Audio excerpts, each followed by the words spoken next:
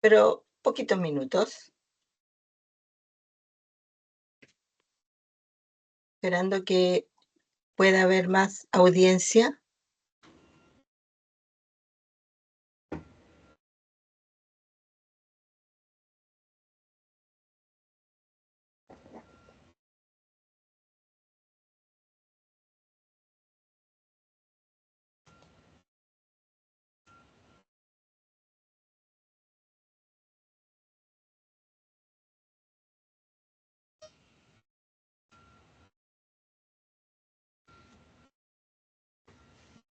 Marcos, ¿tú vas admitiendo o cualquiera de nosotros puede admitir?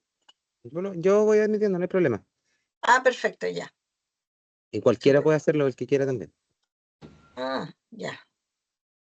Muy bien.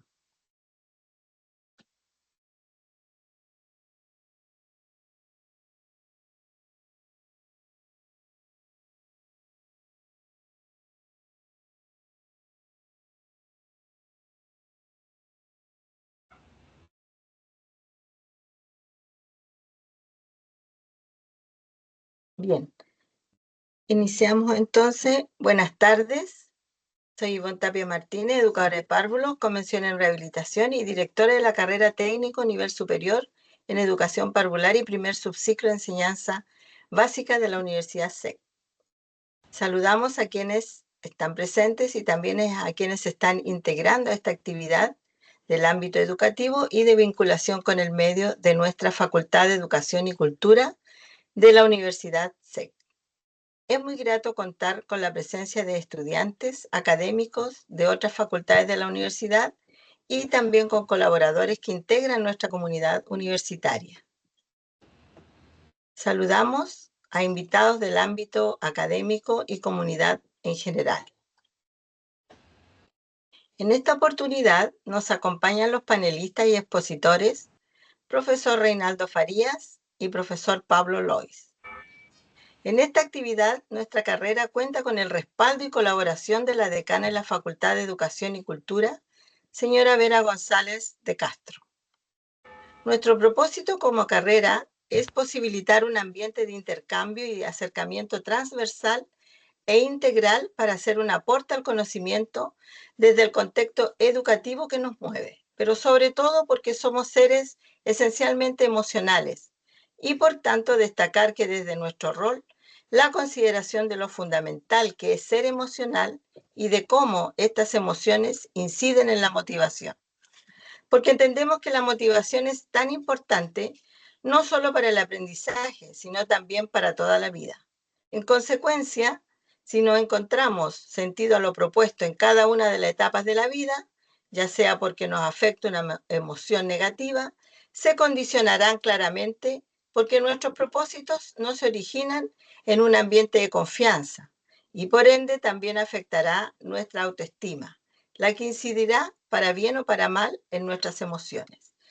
Si nos desempeñamos o desarrollamos en contextos emocionales que son negativos, que interfieren en nuestras vidas, con interacciones amenazantes dentro de un espacio educativo, social y cotidiano, no va a poder desplegarse todo lo que el ser humano posee y puede para ello. Entonces, ¿cuáles son las interacciones que yo construyo con los otros adultos? Sean todos bienvenidos al webinar que hemos denominado Alternativas de Cambio Transformacional, Emociones, otra forma de saber.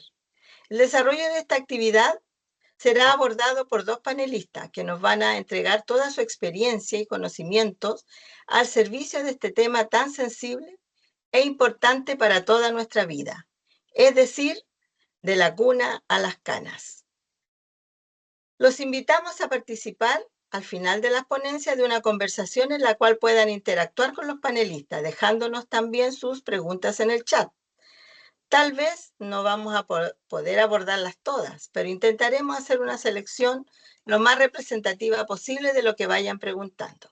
La primera exposición estará a cargo del profesor Reinaldo Farías Cerey, musicoterapeuta de la Universidad de Chile, licenciado en Educación, mención Educación Musical de la Universidad de Concepción, magíster en Educación de la Universidad SEC.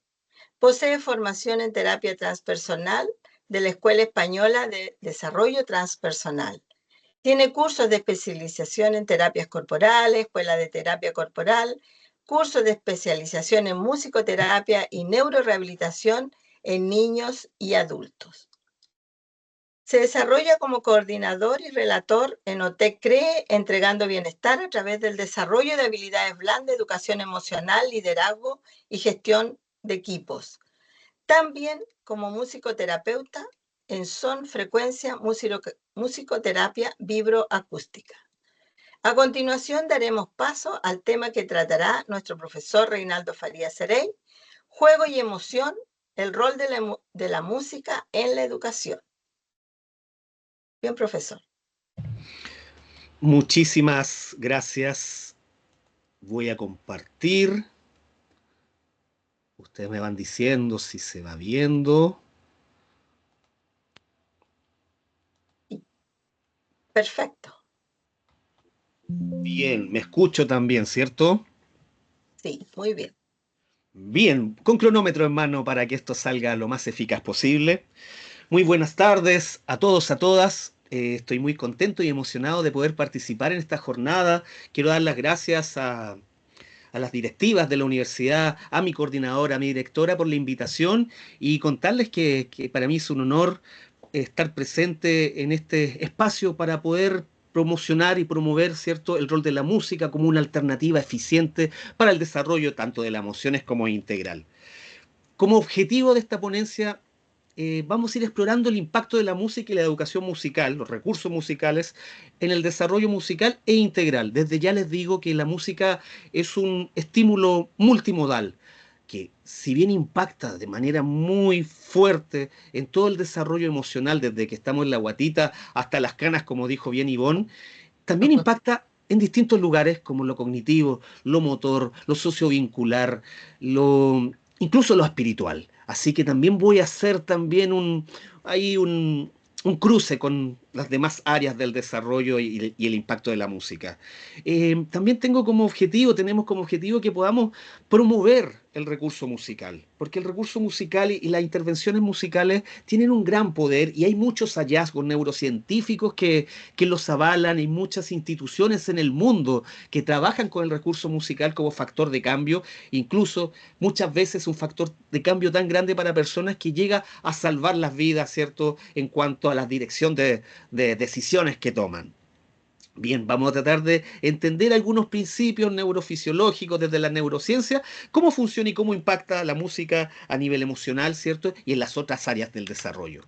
Bien, eh, bueno, no hay cultura que no haya puesto la música en un lugar principal, desde la antigüedad. Incluso el primer instrumento que nosotros tuvimos o que tuvieron nuestros antepasados hace ya muchos años fue la voz. Antes de hablar, se comenzaba a comunicar a través de lo musical para poder poner afuera lo emocional, poder comunicarse y poder un poco también reproducir los elementos de la naturaleza. Ya en el tiempo de los griegos ya tenían mucha claridad del impacto de la música, sobre todo cómo incide, ¿cierto?, en nuestra emoción y nuestra templanza. Ellos decían que la música modulaba las pasiones. Y eso servía mucho a través del entrenamiento musical y por eso hacían énfasis que los jóvenes tuvieran un muy buen entrenamiento musical, porque ellos comprendían el poder que tenía la música en nuestros cerebros para inducir, identificar con distintas emociones.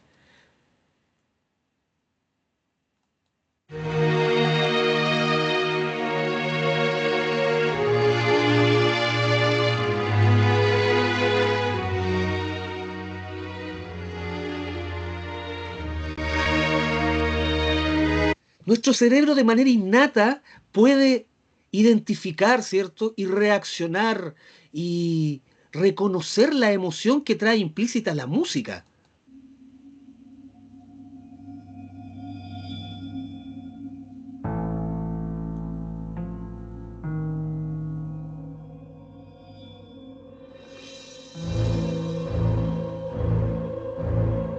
Profesor. ¿Sí? ¿Se escuchan los audios? Yo escucho sin ningún Sí, problema. Ya, Sí, Sí se escucha. Sí, yo Sí se escucho bien escucha. también. ya, muchas gracias. Bueno, se dan cuenta que aquí hicimos un panorama, un paneo, ¿cierto? Con este estímulo musical pasando de la tristeza, el miedo y la alegría. Y no se requiere entrenamiento musical para poder identificar estas emociones, este contenido emocional que trae la música. Tenemos un cerebro musical, tenemos componentes completamente independientes y dedicados a interpretar y a producir, ¿cierto?, el estímulo musical. Y eso es una gran curiosidad porque somos seres musicales. Bien, los desafíos actuales de la educación del siglo XXI son muy grandes, tenemos muchos retos, ¿cierto? Como romper las desigualdades educativas, romper las brechas y los accesos a la educación, poder promover una buena alfabetización tecnológica para poder hacer uso de las TICs de manera responsable, ¿cierto? Con criterio, a favor de levantar el conocimiento de manera moral y para poder crear seres autónomos y que puedan transitar de forma autónoma para llegar a los conocimientos. Pero también tenemos la necesidad de innovación pedagógica para que podamos construir ciudadanos con enfoques pedagógicos innovadores, ciudadanos con pensamiento crítico, que puedan resolver de manera creativa los conflictos que surgen y de forma colaborativa. Y para trabajar de forma colaborativa, que es uno de los desafíos que nosotros tenemos con los educadores, que nosotros desempeñemos, que desarrollemos nuestros estudiantes, requerimos de una alta inteligencia emocional, de habilidades blandas, de habilidades sociales, de empatía, ¿cierto?, de motivación. Y aquí el gran rol de la música. Existen a nivel mundial muchas instituciones, fundaciones que trabajan con la música como factor de cambio, interviniendo comunidades, interviniendo escuelas, porque llevan muchos años promoviendo, investigando, ¿cierto?, los beneficios que tiene el entrenarse musicalmente, no solo para desarrollar ciertas habilidades musicales, sino que se pueden transferir a distintas áreas, como a la educación emocional, a las habilidades cognitivas, a las habilidades motrices y, como les decía, incluso espirituales. Esta fundación que trabaja ya hace 25 años interviniendo escuelas, ellos creen, increíblemente, ellos promueven la educación musical en la escuela porque tiene un efecto profundo en el desempeño de los estudiantes, ¿cierto? Un desempeño integral. Se dieron cuenta que la música, que el recurso musical, el entrenamiento musical impacta de manera y cambia las vidas y por ellos invierten recursos, intervienen. Instituciones educativas, comunitarias, capacitando a los estudiantes, capacitando a los profesores y a otros profesionales para usar el recurso para cambiar vidas. Bueno, sin ir más lejos, en España existen decretos, leyes que considera la música como un medio de expresión de las emociones, el cual contribuye de forma activa a su desarrollo y mejora la sensibilidad y el control emocional de los individuos. Esto ya está escrito, pasa a ser ley, ¿cierto? Está escrito para que podamos promover la música. También otra ley orgánica en España nos habla de que la música no debiera tener un espacio protagonista, pero no solo como asignatura, como una asignatura especializada, sino que debiera promover también la capacitación en otras áreas y también unas buenas capacitaciones de docentes, tanto a nivel básico, de educación parvularia inicial y también de otros agentes. Sin ir más lejos, Suiza también en la Constitución tiene la propuesta de que todo ciudadano se puede educar a través de los recursos musicales. Los adultos mayores van a servicios de música, de expresión musical, para poder disminuir, ¿cierto?, todos estos déficits productos de la tercera edad. Bien, vamos a hacer un poquito, quiero ir contándole un poquito, fundamentando todo lo que le acabo de decir, a través de hallazgos de la neurociencia. ¿Qué pasa cuando escuchamos y tocamos música? ¿Qué ocurre en el cerebro de un músico al tocar un instrumento? Gracias a los avances en neurociencia y a las resonancias magnéticas que muestran la actividad cerebral en tiempo real, primero experimentaron qué pasa con un cerebro cuando escucha música.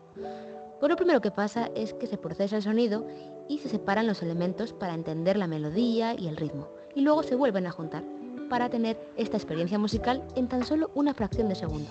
Después probaron a ver qué pasaba en la actividad de los cerebros cuando tocaban la música.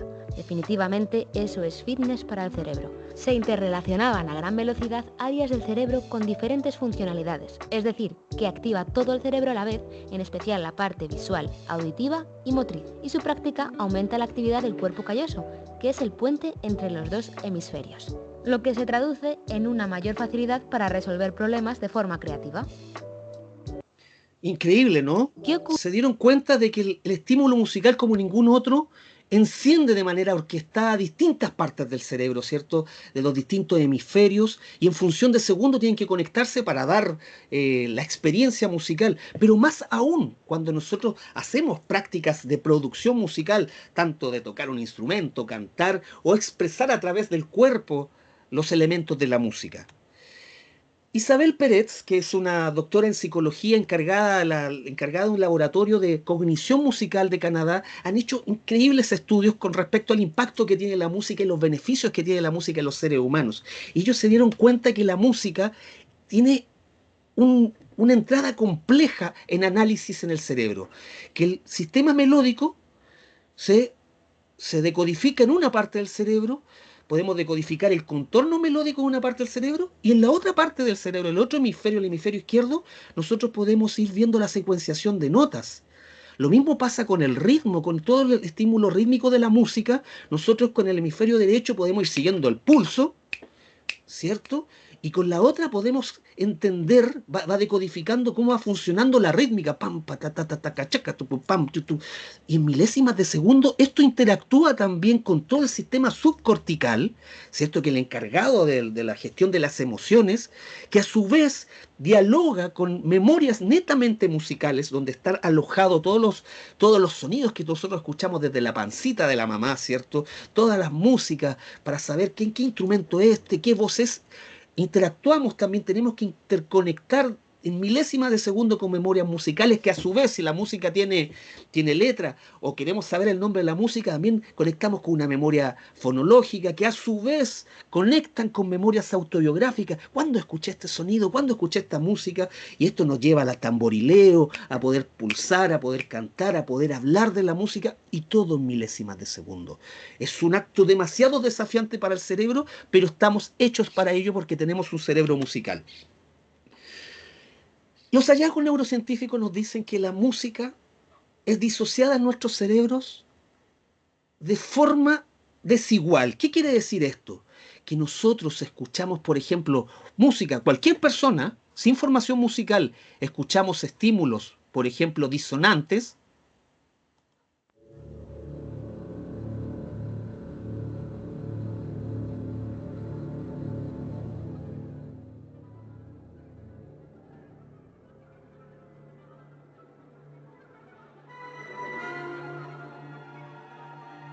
Inmediatamente tenemos respuestas fisiológicas y se activa, ¿cierto?, el trabajo de la amígdala. Pero en cambio, cuando escuchamos música tonal, música que resulta agradable para el oído,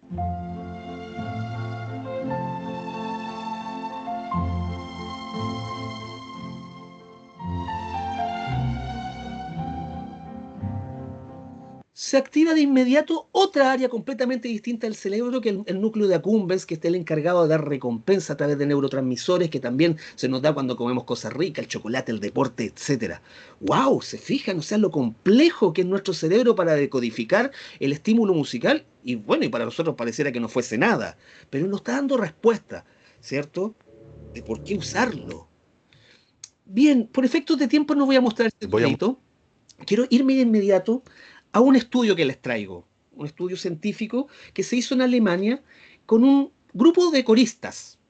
Quisieron ver el impacto que tenía el cantar en coro versus escuchar los mismos coristas música coral, qué pasaba con el cortisol, si aumentaba o bajaba, y qué pasaba con nuestro sistema inmunitario. Ellos, a través de exámenes de saliva, recogieron, antes de entrar a cantar, estos miembros del coro, se le hizo un examen de saliva para ver qué pasaba con esta proteína que es la inmunoglobulina A, que es la encargada, que es una proteína que tiene que ver con nuestra inmunidad, para ver si aumentaba cuando cantábamos o si disminuía. ¿Y qué pasaba con el cortisol? ¿Aumentaba o bajaba? Y se dieron cuenta que cuando las personas se le tomaban al entrar, tenían un nivel de esta proteína, ¿cierto?, que tiene que ver con nuestras defensas, pero después de una hora de pasar por el canto, esta aumentaba en la saliva.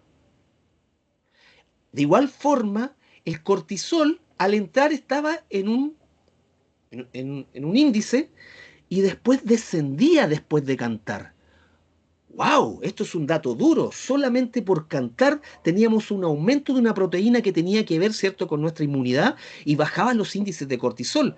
De igual manera se dieron cuenta que pasaba lo mismo, no tan poderosamente, pero también con la escucha. También aumentaban los índices de esta proteína en la saliva y bajaban los niveles de cortisol. Estos resultados nos dan cuenta, ¿cierto?, que escuchar música coral conduce a la disminución del cortisol, cantar conduce al aumento de emociones positivas y el aumento de la proteína inmunológica que acabamos de ver, ¿cierto? Y el descenso del cortisol. Entonces se sugiere que cantar es una tremenda actividad para la modulación emocional. Aquí estamos viendo datos duros. Bueno, ya lo sabían los griegos, ¿cierto? Otro estudio que se hizo 2 años después, con una población distinta, con una población de migrantes en Alemania, tuvo exactamente los mismos resultados tomando muestras, ¿cierto?, de saliva antes de cantar y después de cantar, y se dieron cuenta que se demostró que la relajación, así como la actividad musical, como cantar, provoca aumento en parámetros inmunológicos, como lo vimos en la inmunoglobulina A. Esta proteína aumentaba en la saliva. ¡Wow! O sea, aquí tenemos datos duros de cómo la música ejerce modulación emocional. O sea, nosotros tenemos la capacidad de activar nuestro propio botiquín. Por otra parte, les traigo también esta investigación que se hizo hace poco en España, que es una muestra más grande de 125 adolescentes entre 12 y 17 años, y se dieron cuenta que los chicos que habían desarrollado apreciación musical a través del entrenamiento musical tenían un correlato también en los niveles de inteligencia emocional a través de los tests que ellos desarrollaban. De igual forma, o de manera contraria, los chicos que no tenían la apreciación musical, por no haber tenido una iniciación musical o un entrenamiento musical sistemático, tenían menos índice en sus test de inteligencia emocional. Pero también este estudio tiene algo muy interesante, porque se analizó también estudiantes alexitímicos, que son trastornos de personas que no pueden comprender las emociones, no le pueden dar nombre, no se dan cuenta qué es lo que le están pasando, reconocen que le pasa algo, pero no se dan cuenta qué es. Pero ellos no tenían problemas para identificar la emoción que traía la música. Con ellos mismos le da, tiene una imposibilidad, ¿cierto? Producto de su condición. Pero con la música no. La música, ellos tenían exactamente, con el entrenamiento musical, la misma posibilidad de entender el código emocional de la música. Para nosotros los musicoterapeutas esto es increíblemente importante porque se puede trabajar desde la música, la identificación, los emergentes musicales para poder educar lo que le está pasando en su mundo interior. También esto incidía en bajos índices de anedonia que también se da en los establecimientos. A mayor apreciación musical, menos índices de estos trastornos de que les cuesta sociabilizar, ¿cierto? Que no les cuesta compartir en grupos. Esto es una tesis doctoral muy interesante. Aquí en Sevilla también, esta es otra investigación que se publicó ahora reciente. Esta muestra estuvo compuesta, parece, por 400 personas. 409, y se han hallado diferencias significativas entre la inteligencia emocional, tanto de los estudiantes, ¿cierto?, que entre básica y media tuvieron estudios de 6 años de educación musical sistemática versus lo que no la tuvieron. Se dieron cuenta que los adolescentes que estudian música y los no músicos tienen diferencias enormes en estos test de inteligencia emocional. Las puntuaciones son mayores en 3 dimensiones que ellos analizaron de inteligencia emocional en todos estos estudiantes que habían desarrollado por lo menos 6 años eh, el entrenamiento musical. ¡Wow! ¿Cierto? Es algo bastante increíble y bueno, decisitorio. Bueno, no me voy a detener, pero también la música y el lenguaje tienen un impacto increíble, chicas, estudiantes, colegas. Eh, y también a nivel del desempeño motriz. Se constató, Michael Taut, que es un doctor norteamericano, que es uno de los fundadores de un modelo de musicoterapia para trabajar la neurorehabilitación, se dio cuenta de los beneficios terapéuticos que tiene trabajar con el estímulo musical. Constató que la sincronización de los movimientos con el estímulo rítmico externo se hace de forma casi inmediata. Podemos hacer movimientos más fluidos, más coordinados, más organizados, lo que sirve para trabajar con poblaciones con trastornos motores y enfermedades neurodegenerativas. Quiero mostrarle un pedacito cortito en honor al tiempo. Fíjense acá. Esta persona tiene Parkinson y fíjense cómo camina en un principio y después fíjense cómo camina cuando escucha música.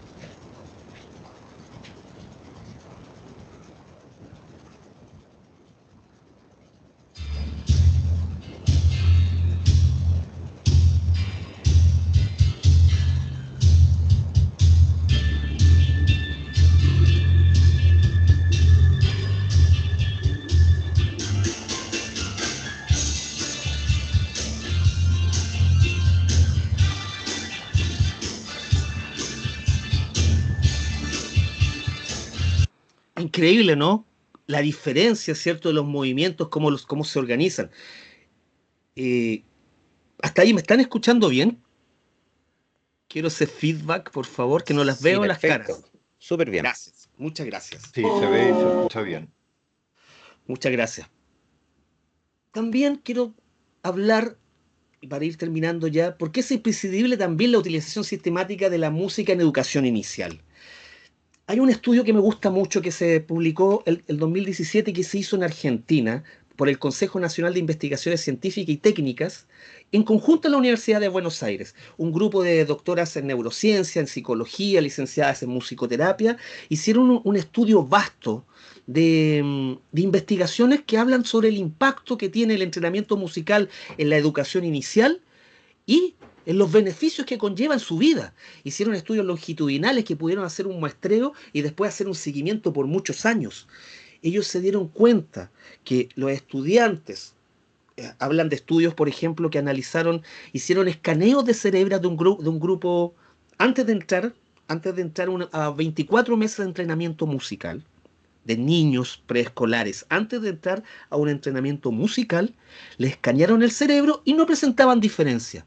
Luego tenían un grupo que los entrenaron a través de canciones, cierto movimiento, música y juegos durante 24 meses y volvieron a versus un grupo que no, y volvieron a escanear el cerebro de estos chicos y habían cambios corticales en el cuerpo calloso increíbles. El cuerpo calloso era mucho más, las vainas de mielina se dieron cuenta que se engrosaron, que la vaina de mielina del cuerpo calloso, que son este conjunto, este cableado de este conjunto de axones que interconectan los dos hemisferios, era mucho más gruesa, lo que permite una interconexión más rápida. Bueno, este estudio arroja, ¿cierto?, que el entrenamiento musical en la primera infancia da resultados y aumenta, ¿cierto?, el desarrollo de las funciones ejecutivas y atención, mejora habilidades de memoria, mejora el pensamiento lógico-matemático, aumento en el cuerpo calloso, como les decía, ¿cierto?, tenía impacto en el desarrollo fonológico, en el aprendizaje de lengua extranjera, en la motricidad, mejora en puntuación y desarrollo académico. O sea, y aquí estamos hablando, ¿cierto?, de ciencia pura que constata estos hallazgos. Hay muchos investigaciones sobre el entrenamiento musical y el impacto que tiene en el desarrollo de las personas. Para ir terminando esta ponencia en honor al tiempo, ¿cómo debemos nosotros iniciar tanto a los niños, a los estudiantes que se inician en música y los profesionales que también aprendemos, ¿cierto?, el recurso musical para poder llevarlo a cabo en las distintas instituciones, ¿cierto?, a través del juego? Música y juego tiene que ser un cruce increíble, no se puede de otra forma, a través de metodologías innovadoras, de recursos desde la musicoterapia, que puedan, ¿cierto?, provocar emoción, que puedan propiciar el trabajo colaborativo, la creación, ¿cierto?, la creatividad, la resolución de conflictos a través de juegos rítmicos, coordinación, trabajo ni siquiera en un principio con instrumentos musicales, sino con globos, pañoletas, cotidiáfonos, propiciar el movimiento y el juego. Con esto voy terminando. Quiero dejarle un videíto donde muestro a estudiantes tanto de la SEC como de la Universidad San Sebastián practicando esta iniciación musical desde estas metodologías que les cuento de iniciación musical. 1, 2, 3, 1, 2, 3, 1, 2, 3. ¡Bam!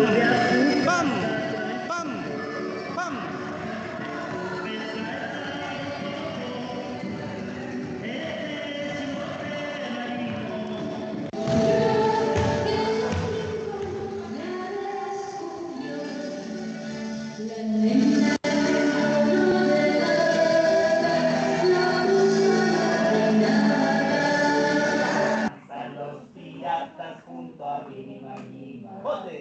No les importa el agua del tremendo y oscuro mar. La vida de un pirata solo es para robar. Para arriba. Bandera negra al viento. ¡Ahí no va!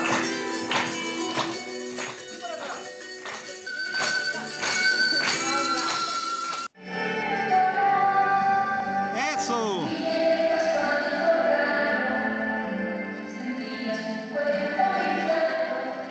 Muy bien.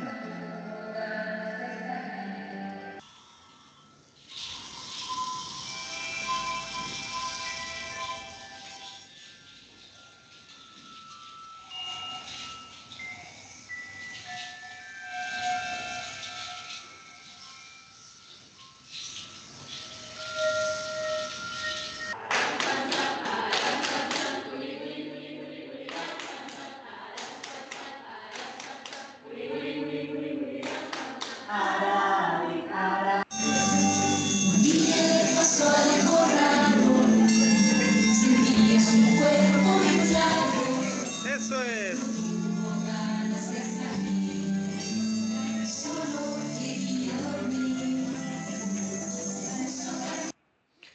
Bien, aquí podemos ver un poquito de esta propuesta, ¿cierto? De trabajar con la música, el juego para poder, ¿cierto? Realizar aprendizajes significativos, ¿cierto? Activando las emociones positivas. Como conclusiones rápidamente, ¿cierto? Nos dimos cuenta en esta ponencia del impacto que tiene la música en el desarrollo educativo, a través de los fundamentos neurocientíficos que pudimos conocer hoy día, ¿cierto? También pudimos ver la relación increíble que tiene la música y el desarrollo emocional y la inteligencia emocional. La importancia de la aplicación de metodologías a través del juego, ¿cierto? Para poder impactar directamente en la emoción. Y también la invitación a la aplicación de los recursos musicales de manera sistemática, con buenas capacitaciones, tanto en educación y en otras áreas de la salud y las ciencias sociales. Muchísimas gracias por su atención.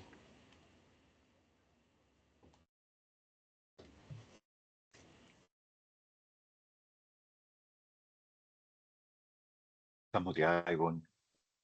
Ivonne, tienes que activar el teléfono, el micrófono. Autocensurada. Ya, muchas gracias, profesor. Sí, me autocensuré. No, muchas gracias. Bien, les recuerdo que dejen sus preguntas en el chat y también se va a subir una encuesta que es un instrumento que nos sirve de retroalimentación para poder nosotros ir mejorando cada día en estas futuras actividades que podamos realizar. Así que les solicito cuando Marco ¿Ya la subiste, Marco? Sí, está en el chat, por favor. Perfecto, pueden ir respondiendo a esa encuesta de satisfacción. Bien, ahora le va a corresponder exponer al profesor Pablo Lois Silva, biólogo, magíster en biología molecular, celular y en neurociencia, director académico del programa Magíster en la Universidad Mayor. Actualmente es asistente del Laboratorio de Células Troncales y Biología del Desarrollo de la Facultad de Ciencias de la Universidad de Chile. Tiene 12 publicaciones en revistas WOS y conferencista en congresos internacionales en los últimos años sobre investigación científica en el área de las células troncales, neuronales y en educación. Ha realizado numerosas conferencias en difusión, seminarios, entrevistas en radio y televisión, sobre neurociencia vinculada a la educación. Académico de pregrado y posgrado en la Universidad de Chile, de la Universidad Mayor y de la Universidad de las Américas. Él nos conversará sobre la educación emocional y aprendizaje a lo largo de la vida. Profesor, le damos el paso. Muchas gracias, Ivonne. Voy a comenzar a compartir inmediatamente. Gracias por la presentación. Y aquí viene la pantalla completa. Vamos a conversar de algunos lineamientos sobre la educación emocional.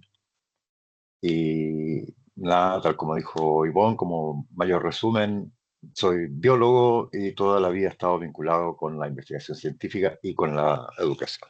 Actualmente, más bien dedicado exclusivamente a la docencia en la Universidad Mayor, en la UTLA y también en la Silva Enrique. Es bien curioso que como que de pronto hubiésemos descubierto que el ser humano tiene emociones, algo que en nuestra vida cotidiana lo tenemos tan claro y tan presente desde siempre. Y todo esto ha sido como una revolución, cuando es algo con lo cual nosotros convivimos a diario. En realidad esto viene pienso yo, del hecho de que em, para poder entender algo nosotros nos vamos a estudiar los detalles, según un método científico final, lo cual está muy bien. Pero parece que como sociedad o como humanidad de pronto nos extraviamos en esos detalles y se nos olvidó que somos seres humanos integrales, donde está todo operando a la vez lo cognitivo, lo emotivo y lo volitivo. Entonces, por ejemplo, un ejemplo, cuando todos ustedes estudiaron en el colegio a la biología del ser humano, entonces, claro, estudiamos los distintos sistemas, en fin. Y está muy bien, nos dedicamos a estudiar una cosa para poder entenderla y después estudiamos otra porque así es nuestro pensamiento, ¿no? Es muy difícil poder contener dos cosas a la vez. Eso lo logramos con mucho esfuerzo. pero al final pareciéramos como que fuéramos personas distintas. Entonces está Juanito, que es el sistema óseo, Pedro, el sistema muscular, Marita, el sistema circulatorio, en fin. Cuando en realidad todos somos eso, somos un conjunto, un organismo. Esto ha ocurrido con todas las cosas. O sea, fue una revolución hace unos 20 años atrás cuando empezamos a ver cómo todo lo que pasaba con el sistema digestivo efectivamente incidía notablemente en la función del sistema nervioso. Y ya hoy día conocemos bastante lo que llamamos la microbiota intestinal, en fin. Así que lo mismo nos ha pasado en este contexto más amplio, que son estas tres grandes dimensiones del ser humano, que es lo cognitivo, lo emotivo, sentimiento y lo volitivo. La educación emocional viene ya con algunos años de experiencia. Y a pesar de que ya se hablaba antes, en realidad los que mejor formularon todo esto fue Salovey y Mayer a comienzos de los años 90. Y hablaron de inteligencia emocional y educación emocional, que en el fondo, si ustedes se fijan, esa fue la definición que dieron en ese momento. Eh, es algo muy parecido a lo que son las funciones ejecutivas. O sea, en el fondo es lo que nos permite vivir y llevar la vida para adelante. Hubo mucha gente que aportó, los más conocidos, porque alcanzaron más popularidad, fueron Gardner y también Goleman. Eh, Probablemente Goleman ha sido muy cuestionado. Eh, Me imagino que aquí habrá alguien que ama a Goleman, así que lo siento mucho. Pero eso es lo bueno que tiene el conocimiento, que podemos estar en desacuerdo en algo, pero seguir conversando y conocer nuestros puntos de vista. Era muy cuestionado porque él había sacado una hipótesis de la inteligencia múltiple mucho antes, un concepto que hoy día consideramos absolutamente errado y lo consideramos sencillamente un gran neuromito, nomás que nos ha amargado la vida. Pero él también habló de inteligencia emocional, entonces eso causó cierto escozor, aunque está, es más cercano a hablar de lo que es la inteligencia emocional. Entonces yo voy a preferir referirme a lo largo de esto de educación emocional. Hay varios modelos respecto a lo que es la educación emocional, eh, que dependen un poquito de nuestras culturas. En Hispanoamérica, nosotros somos mucho más proclives y nos sentimos mucho más cercanos a la propuesta de Vizquerra eh, sobre lo que es la educación emocional. Eh, no lo voy a mencionar acá, pero en realidad también deberíamos siempre considerar también a alguien bastante más cercano a nosotros acá en Chile, que es Paulo Freire. Muy bonito todo lo que él habla, que es tan lleno de humanismo.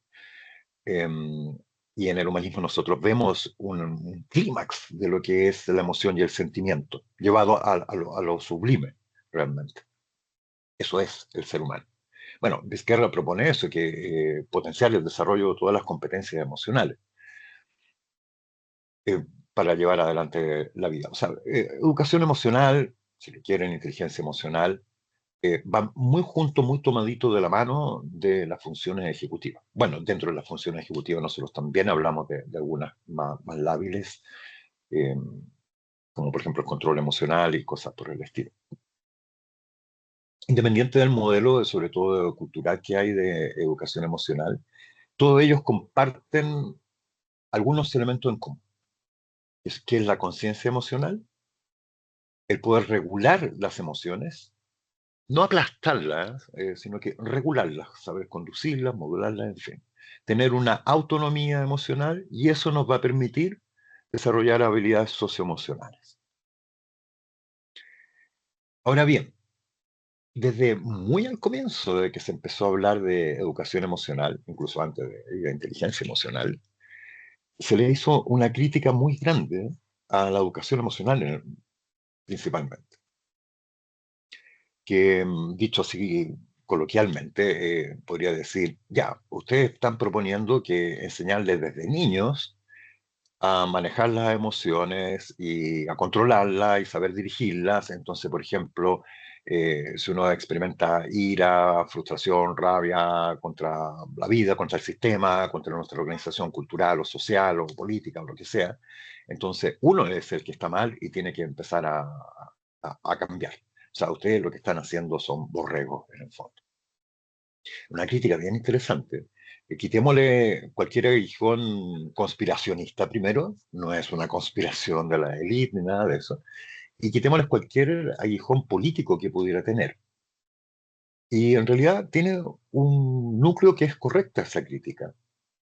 Y es correcto porque, en rigor, las emociones no surgen en un vacío, no surgen de la nada en la nada, surgen en un contexto y se desenvuelven en ese contexto, que tiene varias dimensiones. Tiene una dimensión física, digamos física biológica, que depende de nuestra genética, de lo que hemos heredado como genes de nuestros padres, que depende absolutamente de nuestra estructura del sistema nervioso del cerebro.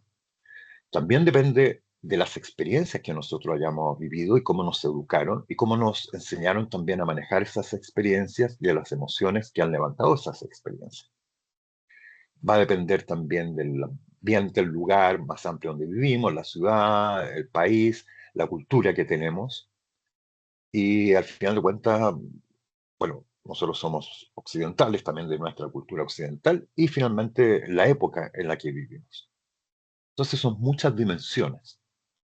Por mi campo de expertise, por mi campo profesional, yo me voy a referir a una de ellas nomás que podríamos decir la biológica. Y claro, en la neurociencia también hemos redescubierto a Vygotsky, ¿ya? Y hemos encontrado que él a su modo también nos puede iluminar en todos los fenómenos que llamamos de neuroplasticidad, que en el fondo es la capacidad que tiene nuestro cerebro, nuestro sistema nervioso de moldeándose, pese a lo rígido que es. Entonces, claro, si estamos en lo que Vygotsky llamaba la zona de confort, donde estamos muy bien, eh, no, en el fondo no hay ningún motivo para estar cambiando, ni estar modelándonos, ni nada de eso. Podríamos decir, nos estamos aburguesando. Si al contrario nos vamos a una situación demasiado estresante, un estresor demasiado grande, quizás no vamos a poder enfrentarlo sencillamente y en ese caso, evidentemente, causamos frustración y cosas así. Pero hay un campo intermedio, esta zona de desarrollo proximal que llamaba, en donde somos continuamente retados, demandados a, a enfrentarnos, a modificarlas y a modificarnos nosotros, y esa sería la zona de mayor neuroplasticidad. Y también la encontramos en todo esto. Donde acostumbramos nosotros a sentar lo que son emociones y sentimientos es en lo que llamamos el sistema límbico, que son todas las estructuras que están bajo la corteza cerebral, donde encontramos una organización bastante grande. En este esquema vemos que estamos hablando de una parte importante del cerebro que está hacia adentro. Cuando uno observa un cerebro por fuera, lo único que observa es corteza cerebral. Y hay varias estructuras. Tenemos estructuras que están vinculadas con la fabricación de los recuerdos y que nosotros podamos tenerlo. Los recuerdos están esparcidos por todo el cerebro. De la respuesta emocional, desde la más básica y elemental, básica en el sentido que es la base, que por ejemplo, miedo, agresión, huida, en fin, y funcionamiento de nuestro sistema, etcétera, etcétera. Entonces, este es el asiento de las emociones. Gracias a toda esta estructura y esta parte del cerebro, es que nosotros eh, podemos desplegar esta habilidad, esta capacidad humana que llamamos emoción. Hacemos continuamente una distinción entre emociones y sentimientos, y si habláramos de sentimientos, ya tendríamos que no solamente hablar del sistema límbico, sino que ya vincular también estructuras de la corteza cerebral, particularmente todo el córtex prefrontal. Y esto lo podemos estudiar, y eso es lo interesante. Tenemos que tener cuidado con el neuromito, tanto los neuromitos de los hemisferios cerebrales, de que uno es creativo y el otro es lógico, no, eso no era el neuromito. Y tampoco lo del cerebro triuno, no, tenemos un solo cerebro. Y de hecho, todas las investigaciones muestran que trabajan todas las áreas mancomunadamente. Así que, ojo con los neuromitos entre medio. Pero sí, vamos. Eh, Solamente les quiero mostrar un par de diapositivas de que efectivamente nosotros podemos medir, cuantificar, y eso nos encanta a los neurobiólogos, porque tenemos un dato objetivo, algo que podemos contrastar, que podemos avalar, que podemos robustecer o que podemos refutar. No sé, por ejemplo, nosotros sabemos cuáles son las áreas cerebrales implicadas en lo que es la experiencia del dolor, ¿ya? Sí, claro, si nosotros nos quemamos, nos pinchamos un alfiler, en fin, nos va a producir un dolor, en fin. Pero dolores nos producen también otras cosas. También tenemos dolores emocionales, en fin, en fin. Eh, y hay distintas áreas que están vinculadas con ese dolor, no solamente con los dolores físicos también, sino que también con lo que podría ser penas amorosas y cosas así. Y son áreas cerebrales también distintas. Y así hemos podido hacer directamente un gran mapa de las distintas áreas del cerebro que se activan frente a distintos estímulos. Por ejemplo, yo les mostré solamente el ejemplo del dolor, de cómo activa algunas áreas específicas. Pero, por ejemplo, el tacto, y que sabemos muy bien qué áreas se activan de la corteza, cuando un tacto consciente es de la corteza somatosensorial, área específica de la corteza somatosensorial, dependiendo de donde estamos sintiendo la sensación del tacto. Pero podemos pensar también de que quizás la manera más simple de manifestar, por ejemplo, afecto es justamente una caricia, que es tacto, al final de cuentas. Y ahí no solamente se activa esa zona, porque nosotros estamos recibiendo una caricia placentera, que puede ser, además que hay diferencia entre lo que puede ser, por ejemplo, una caricia fraternal, como la que nos puede dar nuestros padres, o si somos niños, nuestros maestros, de lo que puede ser otro tipo de caricia, una caricia más sensual, en el sentido de sensualidad solamente, que nos pudiera dar una pareja muy querida. Eh, y se activan, además, otras áreas del cerebro. ¿Cuánto ayuda a veces solamente apenas un abrazo o una caricia? O sea, ¿cuánto logra a veces? Y en ciertas situaciones, incluso uno a veces se puede quedar sin palabras y uno le da un abrazo a una persona que está pasando un muy mal momento de la vida, y a veces es suficiente y no necesita hablar nada. Ahora, si uno tuviera las palabras justas, mucho mejor también. Entonces, gracias a esto, nosotros eh, podemos diseñar programas de intervención o de educación emocional sencillamente, o de intervención a nivel emocional en distintos niveles. Nosotros claramente lo abordamos siempre cuando pensamos en educación, estamos pensando en educación preescolar y en educación escolar. Y está muy bien que sea así porque es donde vamos a tener la base. Y partimos siempre en la educación preescolar con lo que es reconocer emociones. Y después así vamos avanzando. Y tenemos que desplegar todo el ámbito emotivo, la educación básica, después todo el control y regulación emocional, sobre todo hacia la adolescencia. Pero también esto es un aprendizaje que no se termina en el colegio, eso tenemos que seguir después en la educación superior y después de adultos, en la vida y hasta la vejez. Es algo de lo cual nunca terminamos de aprender y ojalá que sigamos aprendiendo mucho hasta la vejez, hasta las canas, como dijo Ivonne. Esa frase se la voy a clonar, desde la cuna hasta las canas. Quedó expropiada la frase. Esto solo para mostrarles de que hacemos investigaciones en este nivel desde hace harto tiempo. Desde los años 90 ya hablamos de inteligencia emocional y de educación emocional. Pero claro, usábamos como los mismos instrumentos evaluativos y nos hemos dado cuenta que tenemos necesidad como de nuevos instrumentos. Y se han ido aplicando por ella. Yo les quiero mostrar solamente dos resultados. Esta es una investigación que hicimos muy recientemente. Yo en esta investigación participé muy tangencialmente, pero igual puedo mostrarla. Ya salió publicada este año. Esto es una intervención que se hizo con adolescentes, o sea, educación secundaria. Principalmente el año 22 y gran parte del año 23, o sea, muy reciente. Post pandemia, todos sabemos que después de la pandemia, cuando volvimos a las clases presenciales, se ha mantenido un nivel de violencia en todas partes y en todas las escuelas y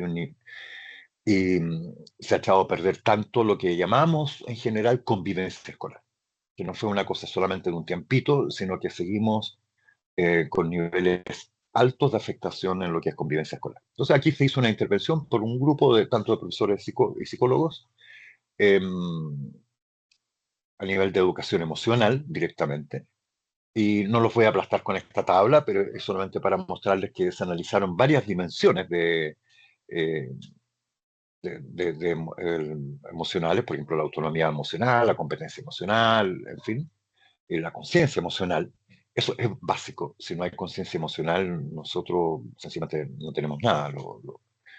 Um, parte de este grupo había trabajado con chicos del Sename, esos que están más rematados, y efectivamente había un gran problema a nivel de lo que es conciencia emocional.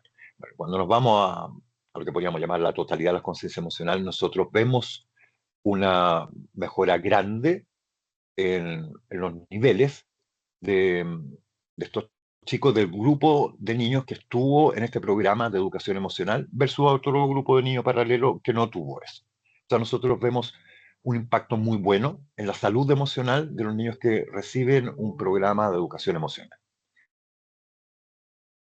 No puedo poner el adjetivo de curiosamente, porque no es curioso. También mejoró el clima en la escuela y mejoró lo que llamamos convivencia escolar. No es raro porque uno dice, bueno, hemos mejorado la salud emocional, obviamente va a mejorar la convivencia escolar de todas maneras. Pero ahí es donde uno se tiene que hacer esas preguntas que son como infantiles y que son tan puras porque surgen de un verdadero asombro. Pero, ¿por qué ocurrió todo esto? ¿Qué otras dimensiones están afectadas en eso? Y aquí les muestro unos resultados que todavía no están publicados de una investigación que hizo un joven, Jonathan Ibarra, de un programa de magíster de la Universidad Mayor, que estoy dirigiendo, y en una escuela rural, en Colbún, donde él está cruzando estas variables de agresividad versus la calidad del sueño, calidad media por horas de sueño, calidad misma del sueño, profundidad, en fin, en fin, en fin. Y efectivamente hay una correlación positiva, en el sentido de que si la calidad del sueño es peor, hay más agresividad. Interesante que eso ocurre tanto en hombres como en mujeres, no hay una diferencia de género. Y nosotros podemos llegar a tener niveles de agresividad muy altos. Y además, también manifestada de la misma manera, por ejemplo, violencia física. Tampoco encontramos diferencias de género. A mejor calidad del sueño hay menores índices de agresividad. Ya, eso es algo que nosotros en realidad sabíamos de hace mucho tiempo. En escuelas se ha estudiado poco, en realidad conocemos dos investigaciones al respecto, pero que también encuentra eso. A peor calidad de sueño, mayor agresividad. A mejor calidad del sueño, hay menos agresividad y un mejor clima de algo. Pero lo que nosotros no, el resultado interesante que obtuvimos es que, ¿qué era el factor que empeoraba la calidad del sueño en estos jóvenes? Eran de séptimo y octavo. Hay algunos factores, incluso problemas para poder conciliar el sueño por música ambiental y cosas así, pero el factor común a todos ellos era el uso de celulares. Estamos hablando de jóvenes, ellos no pueden regular eso, causa una adicción. Y claro, si se van a la cama con el celular, de pronto se quedaban ellos mismos manifestaban hasta las 3 de la mañana con el celular encendido. O sea, estamos hablando de jóvenes, preadolescentes, adolescentes, no son adultos. Sabemos que ellos no van a poder regular bien esas conductas, no van a poder tener autorregulación. Tendríamos que tener una intervención más severa a nivel de las familias. Eso es lo que le estamos dando vuelta. Estos datos los terminamos de analizar el lunes, yo creo que ya este mes lo mandamos a publicar.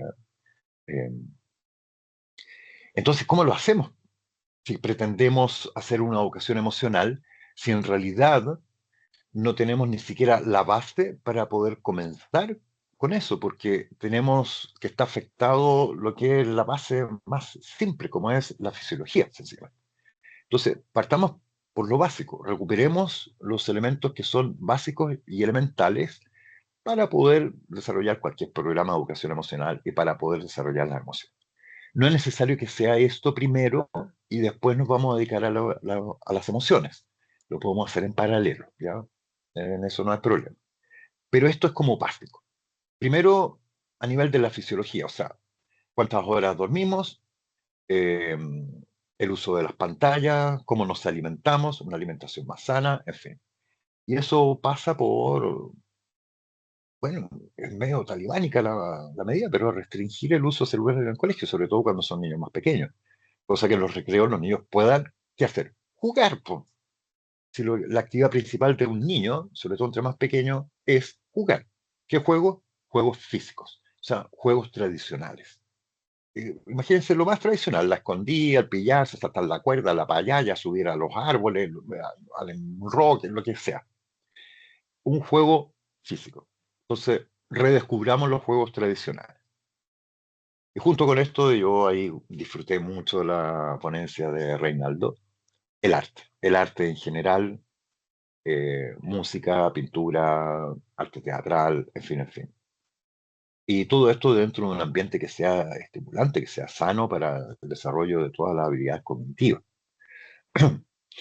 Em, si logramos recuperar esto, que es como lo básico, porque esto pasaba antes, em, podemos tener un suelo fértil donde todo lo que nosotros sembremos a nivel de educación emocional, de correcto manejo de las emociones, va a aprender bien.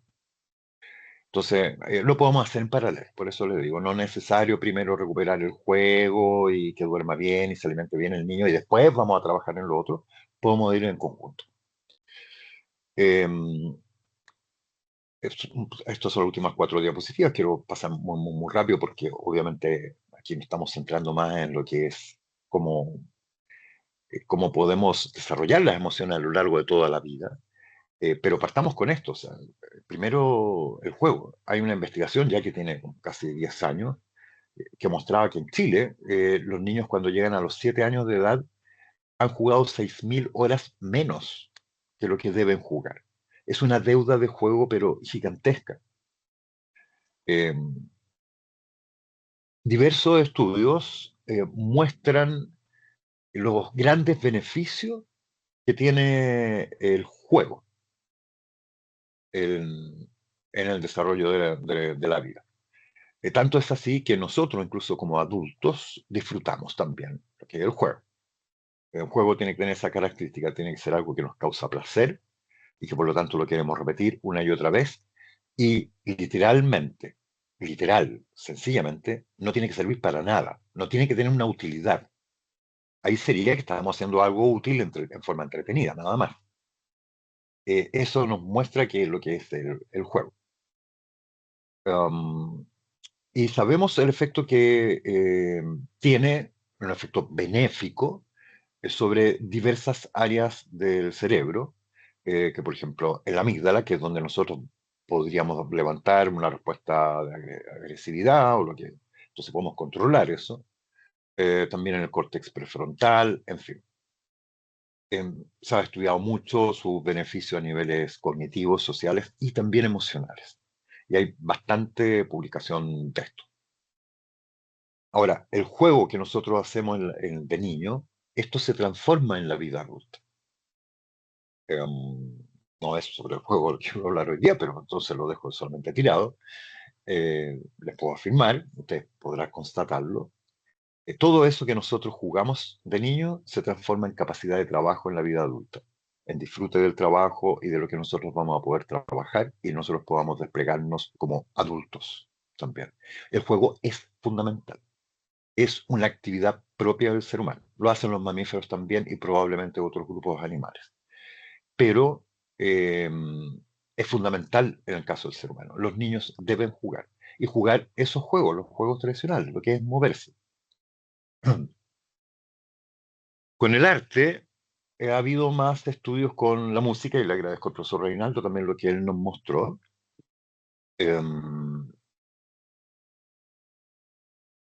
Porque es un poquito más fácil el estudio con el fenómeno musical que, por ejemplo, con la pintura o con otras cosas. Yo llevo desarrollando una idea hartos años respecto a lo de la pintura y me ha ido más o menos nomás con esa investigación. Pero sabemos que tienen efectos benéficos la música, sobre todo practicar música, en el desarrollo de las funciones ejecutivas en general. sea, la música tendría que ser un aliado, pero primordial, principal en lo que es educación escolar y también universitaria. Ejerce muy buen efecto sobre el control inhibitorio. Hay investigaciones también que muestran los beneficios en cuanto eh, al control sobre el déficit atencional, etcétera, etcétera. Y para ir terminando, les quiero mostrar esto en una publicación de hace pocos años atrás de un grupo del Karolinska Institute, eh, que es uno de los más prestigiosos neurocientíficos, en una revista muy molecular y cosas así, donde ve los efectos de que los niños toquen un instrumento musical desde primero básico en adelante, un ratito, todos, da lo mismo si lo tocan bien o mal, el asunto es tocar un instrumento musical por un rato, bastan 5 minutos, ojalá 10, pero con 5 minutos está bien, y todos esos niños estudiados desarrollan mucho más habilidades lingüísticas. Había un estudio previo que ya lo había mostrado también, entre primero y quinto básico, con un universo muy grande, hasta el punto que en Estados Unidos se propuso, los niños ya tienen suficientes horas de lenguaje y comunicación en el colegio, quiere que los niños sepan más lenguaje y comunicación, enséñale música. Podemos agregar, quiere que los niños sepan más matemáticas, muévalos, que jueguen. Muchas gracias. Gracias, profesor. Bien, los invitamos, por favor, a responder la encuesta de satisfacción que está publicada ahí en el chat, para que recuerden que esa es nuestra retroalimentación como actividad. Bueno, a continuación vamos a dar un breve espacio de conversación, respondiendo a algunas preguntas que ustedes realizaron. Para ello, nuestra coordinadora, la señora Mónica Seguí Andrade, las va a presentar, digamos, las va a decir. ¿Ya? Mónica, ¿puedes iniciar la ronda? Las preguntas que Claro. lograste rescatar. Gracias. Claro que sí. Primero agradecer la participación, ¿cierto? Decirle a los dos expositores de la felicitación y agradecimiento por su exposición, expresada por todos los participantes. La encontraron muy interesante, muy didáctica, ¿cierto? Y entre las consultas que tenemos, preguntan, ¿qué sucede con los sonidos que el cerebro no puede dar una respuesta concreta, como por ejemplo el ruido que genera un auto cuando frena de lleno? ¿Eso genera una alza de los neurotransmisores? Esa es una de las consultas. Bien, respondo yo o Pablo. ¿Quieres responder tú? Sí, también? adelante, profesor Reinaldo. Pueden complementar. Gracias. Sí, muy buena pregunta. Sí. Nos fijamos que, bueno, ya se sabe que el cerebro decodifica de manera disociada tanto los estímulos agradables sonoros como los estímulos desagradables. Los agradables y los desagradables se disocian en distintas partes, se procesan en distintos lugares del cerebro, en áreas subcorticales. Bajo esa premisa, esto tiene que ver con un instinto de sobrevivencia, ¿ya? Nosotros, quizás nuestros ancestros, que cuando se apagaba la luz, ¿cierto? No teníamos las lámparas y las luces y vivían a la intemperie, tenían que desarrollar por completo el oído para que no viniera un animal a matarlos, ¿cierto? Entonces estaban acostumbrados a cualquier ruido a estar en alerta. Entonces eso propicia que el cerebro, lamentablemente, si nos vemos expuestos a ruidos, ¿cierto? Llamemos a ruido a todos los sonidos que nos resultan desagradables, se activa, ¿cierto?, el mecanismo de la amígdala, y la amígdala empieza a funcionar y nos pone en alerta.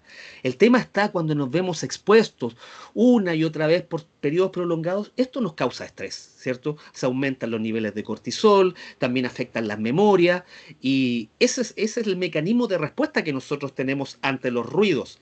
La amígdala, fundamentalmente, según los hallazgos neurocientíficos, es la que se activa cuando nosotros tenemos estimulación de ruidos por un mecanismo de defensa. Entonces, ahí, ¿qué es lo que se sugiere? Bueno, la conciencia, desarrollar la escucha activa, ¿cierto? Tratar de eliminar los ruidos lo más posible de nuestro entorno. Yo sé que a veces son inevitables los ruidos de los camiones, ¿cierto? Los ruidos de los autos, pero, o a veces gritos. Yo les recomiendo incluso a mis usuarios, a mis pacientes, sobre todo mamás que trabajan con chicos con discapacidad o usuarios, que ocupen esto para aplacar los ruidos. porque esto va en directa relación con nuestro bienestar. Eso les puedo decir respecto al ruido. Pablo, ¿quisieras complementar? Sí, con- claro, va a poner otro lado, no otra perspectiva. Claro, es interesante porque todo lo que entre como sonido por los oídos va a llegar a la corteza auditiva, la llamamos corteza auditiva primaria. Y ahí ella tiene que discriminar qué es lo que es cada cosa. Entonces, podríamos decir, hay como tres grandes clases de sonido. Uno son los ruidos, sencillamente. Y el ruido estos ruidos tan desagradables como la frenada de un auto, otros ruidos que pueden resultar agradables como el sonido de la lluvia o de un viento suave, en fin, en fin.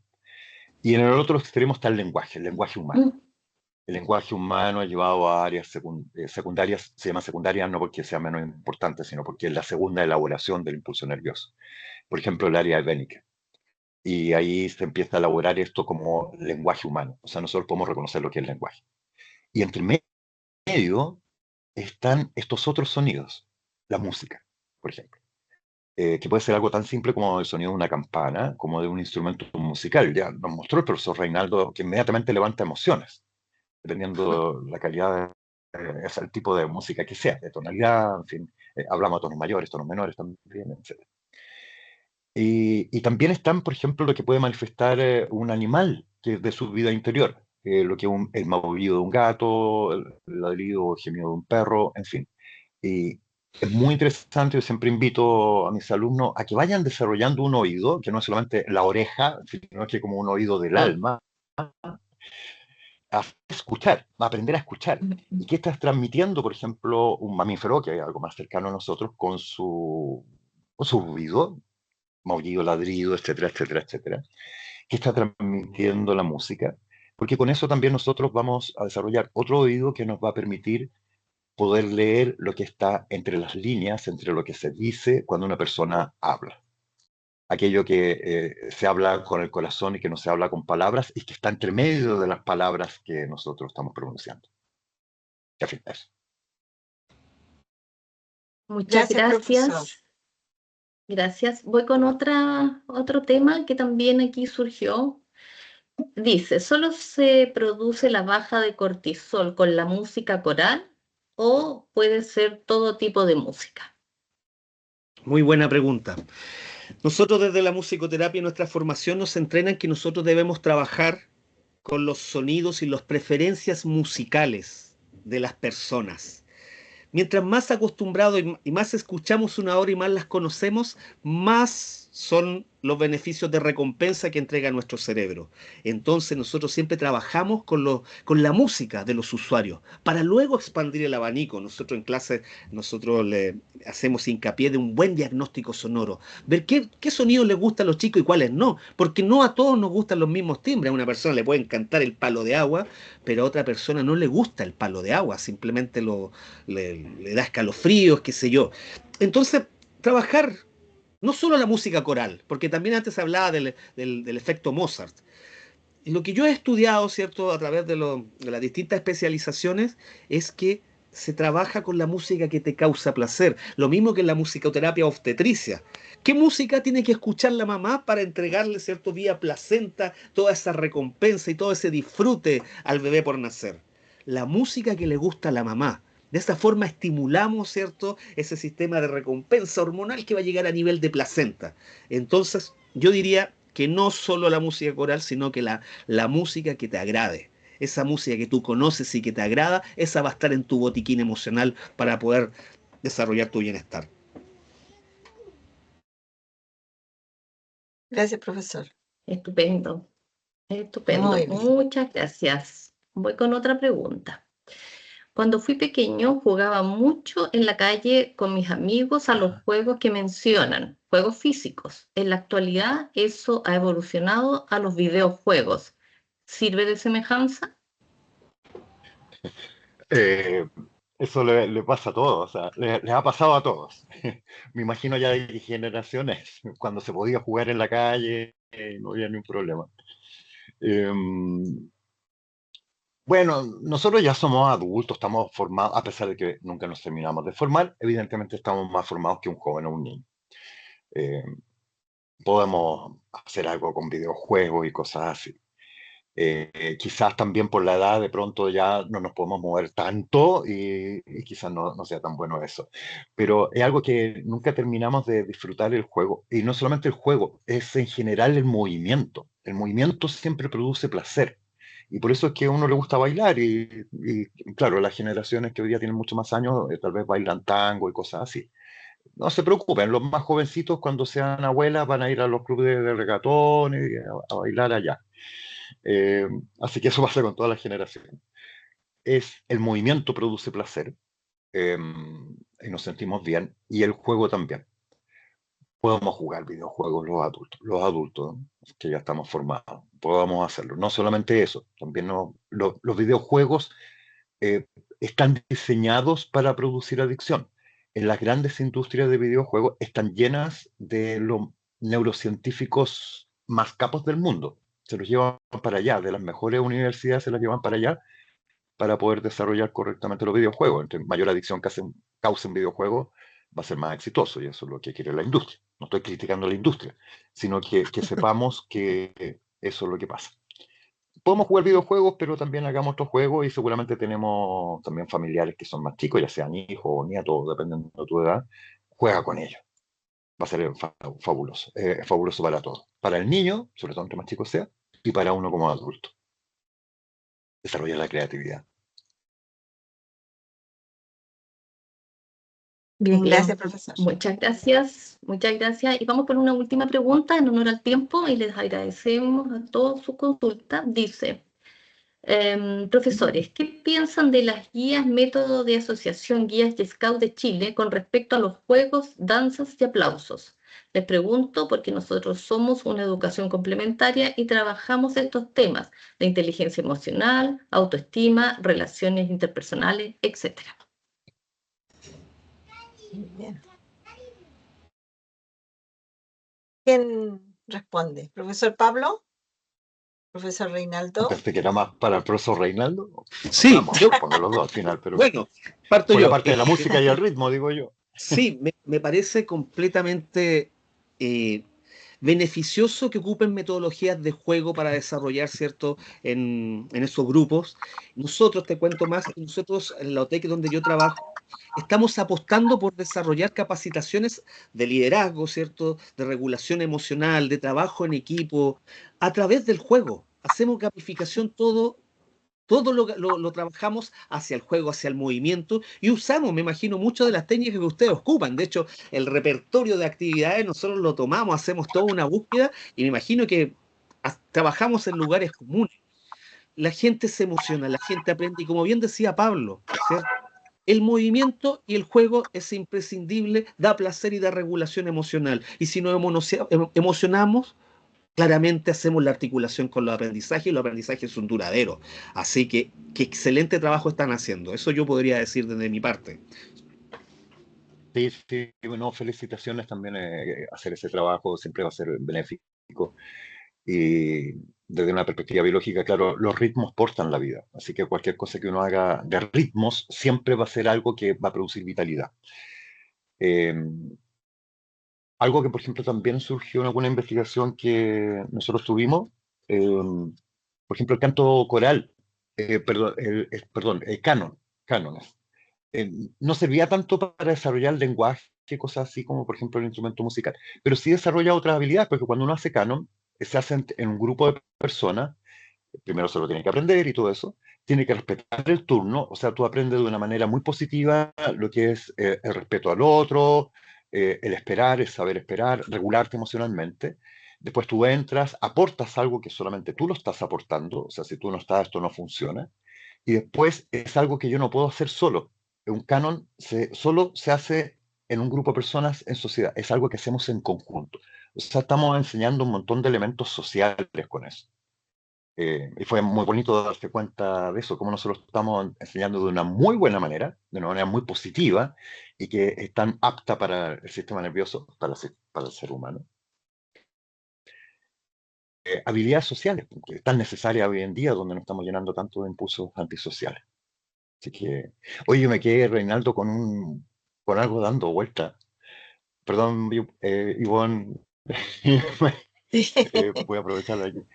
que son los que escuchan metal, porque una vez leí una investigación que me sorprendió mucho, el rock metálico, así, el rock más pesado, y que después de escuchar metal, las personas eran muy afables, no eran violentas ni nada, contrariamente, yo pensaría, o sea, bajan sus niveles de violencia. Y después recordé que los recitales en vivo de música metálica son recitales donde hay mucha socialización, o sea, no hay desmanes, no hay violencia, Miren, entre ellos hacen sus juegos, pero hay mucha solidaridad y se apoyan mucho y hacen muchas cosas en común, a diferencia de otro tipo de recitales donde terminan en violencia absoluta.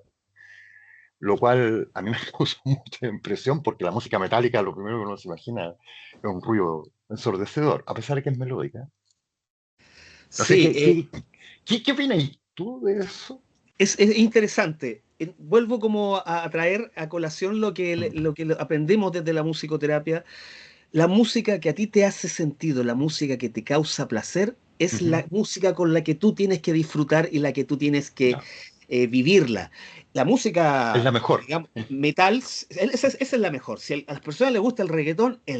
Si te gusta la cumbia, la cumbia. Si el metal, el Vale. metal. Y eso también hacia las mamás que van a tener hijos, ¿cierto?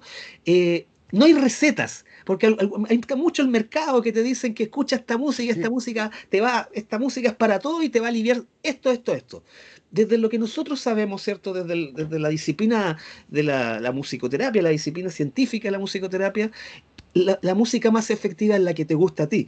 Ahora, el fenómeno interesante de la música metal, porque tiene mucha energía y los conciertos se mueven, ujú, bailan, ponen sí, afuera quizás algo que no están acostumbrados a colocarlo en el cotidiano, ¿cierto? Es el momento para identificarte con esta, quizás con tanta energía que está ahí guardada, que bum, bum, bum, la sacas ahí y claramente pones afuera estas claro. emociones y las emociones se objetivizan y cumplen su periodo. Así que, nada, y también el otro día estaba Vale. leyendo, interesante que un médico musicoterapeuta le colocaba música metal a un paciente porque era la música que a él le gustaba y que Ah, finalmente lo hacía porque él lo necesitaba. Fue un artículo que leí por ahí, pero por ahí tiene que ver entonces que la música que a ti te gusta es la música con la que tú trabajas y es la música con la que tú tienes que lograr los beneficios. Y después, dentro de lo que yo les digo también a los profesionales con los que trabajo, partamos con la música de los usuarios para luego expandir el abanico, porque también tenemos el deber de aumentar la apreciación musical hacia otros géneros. Primero partimos con la música de disfrute y ya nos damos cuenta. Hay artículos que nos dicen que la recompensa está en la música conocida y la que más nos gusta. Bien, muchas muchas gracias. gracias. ya sea. Interesante esa Tenemos Entonces, una, posición, profesor Reinaldo, que le pone muy bien. sí, Mónica, bien, disculpa. tenemos una pregunta para el profesor Pablo. ¿Cuál es el rol del hipocampo, la amígdala y la corteza prefrontal en los procesos de comunicación, emoción, pensamiento y aprendizaje? ¿Y cómo interactúan estas estructuras cerebrales para influir en nuestras experiencias? vale, voy a tratar de dar una respuesta en 30 segundos, Sí, porque profesor, para dar porque una conferencia. estamos en la Sí, hora, sí. estamos al justo. Pero Sí. básicamente, claro, el hipocampo es la estructura del cerebro donde, que se activa con las experiencias de la vida diaria y en la noche vuelve a activarse en forma frenética. Y eso nos permite fabricar los recuerdos.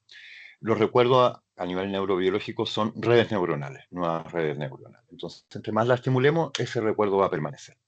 El hipocampo anatómicamente está pegado, unido con la amígdala.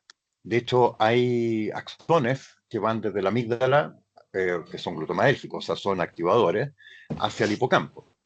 Y la amígdala es donde nosotros emocionamos, eh, todos, mamíferos y seres humanos. Esto lo vamos a ir desarrollando a lo largo de la vida y por supuesto cuando nosotros llegamos a la vida adulta, todo este sistema puede ser controlado, dirigido, guiado más bien por la corteza prefrontal. Entonces ahí hablamos de aprendizajes. O sea, aprendizaje y memoria van absolutamente juntos. Son distintos, no son lo mismo, pero sin memoria no hay aprendizaje. Están indisolublemente ligados. Eh, y claro, dentro de las cosas que nosotros aprendemos, tenemos que aprender a controlar y regular nuestras emociones, modularlas, saberlas guiar, levantar las emociones correctas. Al final, esa riqueza emocional nos habla de riqueza interior. Yo siempre pienso, por ejemplo, en los impresionistas, en Eric Satie, que tuvo que desarrollar nuevas armonías o rescatar armonías antiguas perdidas, porque no había ninguna armonía musical en ese momento que pudiera reflejar lo que él sentía adentro, su vida interior. Lo mismo pasa con el lenguaje. Yo no encuentro de pronto poetas que rescatan palabras antiguas o crean palabras nuevas o formas de mover las frases, porque no hay algo en nuestro lenguaje que pueda reflejar lo que él siente. Entonces ahí hablamos de una emoción bastante más desarrollada. Y eso es gracias a esta estructura. Pero yo creo que es lo más básico que puedo decir al respecto. Muchas gracias, profesor. Sí. Bien, en honor al tiempo, lamentablemente no podemos dar más respuestas. Sin embargo, queremos invitarlos a que respondan la encuesta nuevamente. Esta actividad, este webinar, va a quedar grabado y va a ser subido a YouTube. Así que después les vamos a mandar el link, cómo lo pueden rescatar, digamos, y volver a empoderarse de este conocimiento. Así que solamente agradecerle a cada uno de los que nos acompañaron hoy en día y también recordarle que esta actividad fue organizada por la carrera técnico a nivel superior en educación parvularia y primer subciclo de enseñanza básica perteneciente a la Facultad de Educación y Cultura de la USEC, de la Universidad SEC. También a todos y todas los que fueron parte de este conversatorio, especialmente a nuestros expositores. Así que nada, darle las gracias nuevamente. Si cada uno quiere hacer un minutito, pero un minutito de cierre, se los agradezco. Y si no quieren, también lo comprendemos. Un minutito, profesor, para que cierre nomás. Profesor Reinaldo. Bien, un minutito. Bueno, Sí. dejar la invitación instalada para todos. La música no es privativa de los que tienen dedos para el piano, como nos dijeron alguna vez. No cantís porque vaya a hacer llover. Somos seres musicales. Atrévanse. Rompamos los paradigmas de lo feo y lo bonito, de lo afinado y lo desafinado. Atrevámonos a comunicarnos y a expresarnos a través del recurso musical. Sobre todo los profesionales de la educación básica, la educación inicial, que es tan indispensable trabajar con el recurso musical y el juego. Capacítense, créanse el cuento y se van a hallar grandes sorpresas. Gracias a la neuroplasticidad ya nos da luces de que van a pasar cosas en su cerebro y ustedes van a ir desarrollando habilidades musicales que tanto van a ser beneficiosas para ustedes, pero también van a estar al servicio de sus estudiantes, de sus educandos. Y también la invitación para otros profesionales de otras áreas a conocer los recursos musicales terapéuticos para trabajar en distintas áreas como la fonoaudiología, la kinesiología, la psicología, etcétera. Eso, la invitación es a atreverse y a aprender el recurso musical. Muchas gracias. Gracias, profesor. Profesor Pablo, un minutito. Sí, muy breve, sí. Primero agradecer la invitación, muy contento. Muchas gracias a Ivonne por dirigir esta y haberlo organizado y haberme invitado. Y me voy muy contento porque aprendí un par de cosas nuevas hoy día también. Uno nunca termina de aprender, eso es tan rico, tan llenador del alma. Y los invito a ustedes a rescatar primero estos elementos básicos que son el juego y el arte en general. Si son profesores de colegio, pues debiera ser más fácil. Háganlo desde niño. En el jardín infantil lo único que hace el niño debiera hacer es jugar y ahí obtener su aprendizaje. Rescatemos la música, ahí habló mucho Reinaldo, otras artes, la pintura, en fin. Y educación superior también debería ser bastante más obligatorio, o al menos ofrecer como cursos electivos obligatorios, también actividades artísticas. Y a lo largo, después de la vida, cuando ya nosotros somos adultos, también sigamos con arte y rescatémonos del juego. Y suena como estas frases de la tele, así, jueguensela por el juego. Eso es tremendamente importante. Sigamos cultivando eso que de niño tenemos porque es donde nosotros aprendemos. Gracias, profesor. Solo un dato nomás curioso. Nuestra coordinadora justamente hace la asignatura en nuestra carrera que es juego y corporalidad. Así que, Oh, Mónica, excelente. Mónica, está súper vinculada. excelente. Bueno, como esperábamos que la decana llegara para dar unas palabritas, nosotros le vamos a dar la palabra a la secretaria académica de nuestra Facultad de Educación y Cultura, la señora Miriam Pineda, para que haga también en un minutito un cierre, por favor, y con eso ya terminaríamos con nuestra actividad, que es este webinar. Miriam. Hola, buenas noches. Ha sido una instancia muy inspiradora.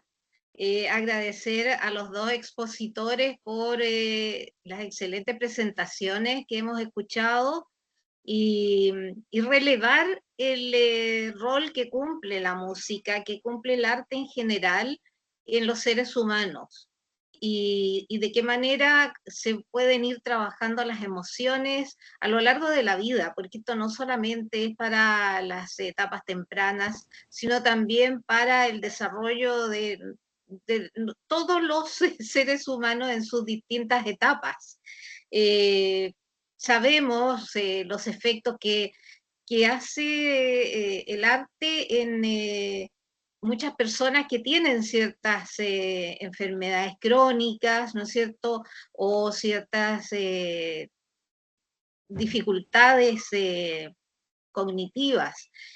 Por lo tanto, tiene que ser una herramienta de trabajo de los educadores. Nosotros como docentes debiéramos de tener consideración en estas herramientas, ¿no es cierto?, para poder incorporarlas como parte del quehacer cotidiano en el aula. El aprendizaje afectivo es mucho más permanente y profundo en el ser humano. Es mucho mejor aprender desde lo afectivo que desde muchas veces lo cognitivo solamente. Entonces, yo les agradezco a Ivonne y a Mónica, que están, digamos, a cargo de la carrera de técnico en nivel superior de educación parvularia, por estas instancias que nos dan una mirada diferente de lo que es el rol de la asistente en educación o de la técnico en educación parvularia. Tenemos nosotros una gran herramienta en la mano, ¿no es cierto?, que no es explotada como realmente debiera ser. Nos guiamos mucho por la rutina y muchas veces dejamos de lado todas estas otras opciones que son mucho más efectivas y mucho más entretenidas para los estudiantes. Y en general para todos los estudiantes, incluso nosotros mismos como adultos, ¿no es cierto?, cuando hacemos alguna capacitación entretenida, la valoramos mucho más, ¿eh?, cuando incorporamos el juego en esas acciones. Así que agradecerle a los expositores, a los dos profesores que han sido muy claros en sus exposiciones y nos han dado una mirada muy importante de cómo poder desarrollar educación a lo largo de la vida. Para nosotros como Facultad de Educación y Cultura, yo a nombre también de la decana, la señora Vera González, les extiendo el agradecimiento. Y esperamos poder contar con ustedes en alguna otra oportunidad, porque lo mejor que podemos hacer en la vida es aprender. Así que muchas gracias. Gracias a ti, Miriam. Solamente razonar que las emociones, razonar sobre las emociones, razonar sobre uno mismo, porque son la clave de nuestra supervivencia. Lo han sido siempre. Así que les agradezco a todos por su participación, por sus preguntas y que tengan buenas noches. Nos veremos por ahí en algún momento. Sigamos jugando, cantando, bailando para ser más felices. Es lo que necesita Buenas el mundo. noches. Gracias a todas. Gracias, Pablo. Buenas noches. Chao, buenas noches. Chao. Buenas Gracias, noches. profesor Reinaldo. Gracias, profesor Pablo. Chao. Que estén muy bien.